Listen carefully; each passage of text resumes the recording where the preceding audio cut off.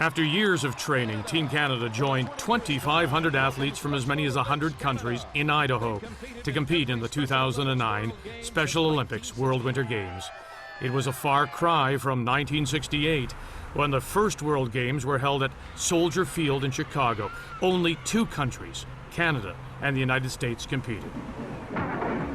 It was Canada's Dr. Frank Hayden who introduced the concept of Special Olympics, but it was Harry Red Foster who brought the movement to Canada in 1969.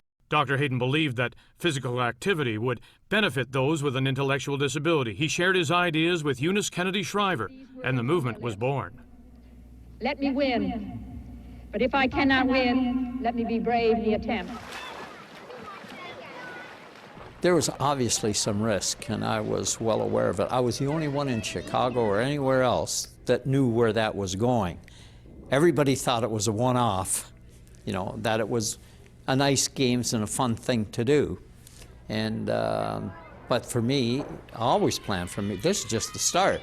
So I think it was really important that they were successful because people immediately said, we've got to have this everywhere. And you know, you can't deny that it wouldn't have gone around the world the way it went around the world without the Kennedy Foundation and the Kennedy name and the influence behind it.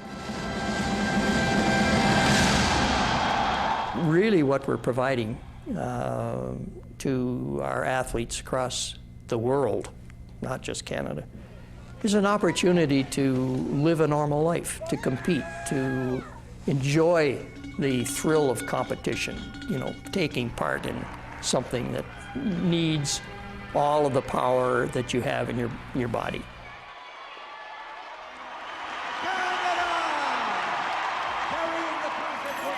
If you said something that surprised me, that maybe surprised me more than anything at those World Games, I'll tell you, because incredible that a young mother like that would walk into a public place and announce, look, I've got a Down syndrome child, and I'm so proud I'm going to be putting him in the Special Olympics eventually. Boy, that just didn't happen. It was the expression of what we put it all together for in the first place, that people didn't feel guilt or shame or anything. In fact, they went out and proudly announced that that was it. It isn't to make and accentuate the difference, it's to integrate and make them part of family and then part of the community, part of society.